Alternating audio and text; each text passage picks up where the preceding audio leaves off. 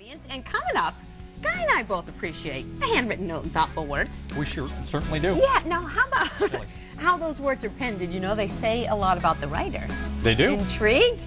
We're going to find out how to read between the lines, so to speak, with a handwriting expert when we come back. Jody, how you on? Now, something else though about making a first impression, or any impression, your handwriting. Yeah. It can make a very strong impression as well. Handwriting analysis expert Carla Winter is here to shed some light on what our handwriting and signature may be saying about us. And Carla, it can be either good or bad, I imagine? Exactly. Well, I mean, everything has two sides to it anyway. Yeah. So you'll see some tendencies or proclivities towards a trait one way or another. Doesn't necessarily mean the person will act out, but they'll have an inclination to. Okay. Now, first off, tell us what handwriting analysis is. It's kind of a cross between a quasi-science and an art form, of which we're really looking at a person's handwriting and sometimes drawings to get information about their personality style, their tendencies, their some of their proclivities and their aptitudes. So if it's big and bold, does that mean that they could possibly be considered type A, outgoing? They would definitely be, yeah, big and bold would be outgoing, personable. I would usually put them in marketing. I generally see a lot of marketing people Sales, with big, perhaps. exactly, big projected image. Yeah. Tiny little ones. Traditionally, I've seen some very small, fast writings will come from engineers and scientists. Because their mind is working so fast, in order to get the thought out, they reduce the size and frequently become more illegible. What if they slant? Depends upon the degree of the slant. Really? Yeah, so in our particular culture, and what culture you're in our particular culture, right-hand slant's considered positive, good drive and energy.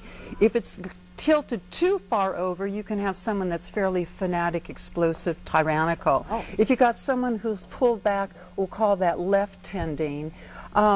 Depends upon whether they're left-handed and right-handed too. That can be a person who's a little bit more cautious. Let's look at some samples, Carla. Carla. Speaking of fanatical, let's look at the first one. Whose is this? We don't say. Melissa's. All right. Okay. So what does it say about me? Yeah. What does that say about Melissa? Well, Melissa did a very interesting thing. First she printed it, and then she rewrote it in cursive. And that, when you do that kind of methodology, it's a little bit of the compulsive need to overachiever. to achieve, to be perfect, to be a very clear communicator in your intention. A lot of times when people will print overwrite, they'll do it for clarity because they think they can do it better.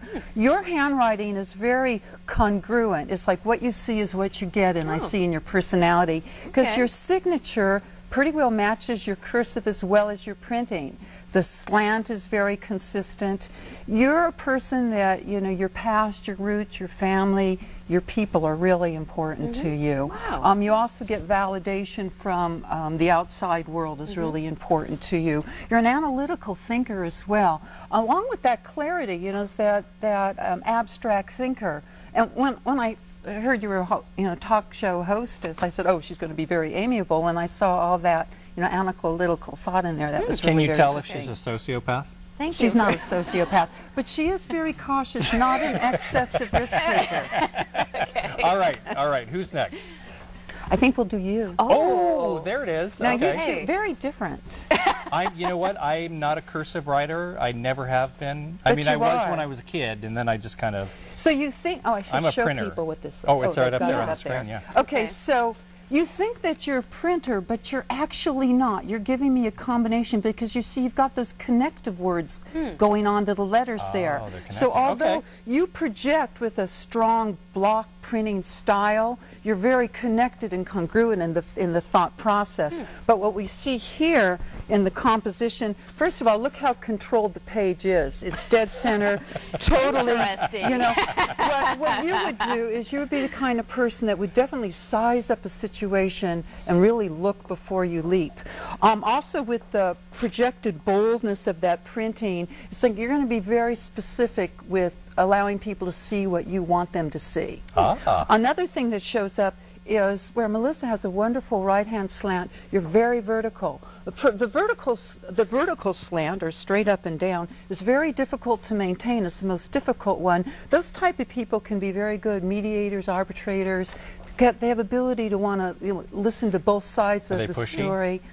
Not necessarily so. Hey, quiet, Jody Moreno. Not necessarily so. How's the signature? Because my signature's kind of crazy. Well, the signature worked very well with what you've got going on there. Oh, again, the G and the F, strong projected image, and then you threaded everything out. Threading everything out, it's like suddenly you have a little bit of illegibility going on that, but that's your speed. That's your speed. And that's how my mind works. Right, Carla. That's how your mind works. Does that say something about privacy too? To kind of not detail everything? That goes back to, I'm going to show you what I want you to see, and I'm going to be very private about who I'm going to let into my inner world. Now I hear that we have some audience members who gave you some writing samples. Patricia? Yes, now Patricia. Okay. Oh, is it Ann first? Okay. Okay, Ann. Okay. Ann. Let's take a look at Ann's. Diane. Diane. Diane, go for it, Diane. Okay, there she is. Diane, raise your hand. Oh, she wrote a nice long letter too. She's right. So now she's definitely follows directions. So what I see here, she's very comfortable. She's got very comfortable social parameters. You know, she likes her own company, and she's as well as liking people. Looks like she likes to talk a lot. She does like to talk a lot, and you know, with some tendencies I see here, there's a person that's got an oral tendency. And be it whether she's a foodie or a talker, there's definitely a person that is oral here. She lives very much in present time. She's also a little bit of a dawdler. There's some bits of stylization for her, you know, but she's got some interesting affectations and curls and swirls that, you know, she just kind of has fun with. There's times it's like she'll be very abrupt, and then there's other times she'll be dawdling. Diane, are you a dawdler? What do you think about that? Dawdler? Yeah? Yeah? Yes, definitely. Yeah. Are you a foodie? I am. Oh, she's calling it right. Are you creative? I can be at certain times, and I want to write. I'm more. I can write better than I can visually speak to people. So, Okay. Wow. So she's doing pretty good then. You have a She's right on very key. unusual D, and she's got some really unusual connecting styles. This is a person who is really her own creative kind of person. Wow. Does not go Diane. by the tradition. She's not a conformist or conventional. Good for Diane. Okay, who's next? Is Patricia. Okay, now Yes. Patricia. Okay. Now we got Patricia. Patricia has just some really lofty elegance, some real creative imagination and inspiration and aspiration. She's very, there's a kind of a sensitive elegance in her writing, but there's also a sense of over control. It's like we're trying on one end, and all of a sudden it gets, you know, the stuff that's really your stuff shows up, and then you kind of mask it and clarify it again.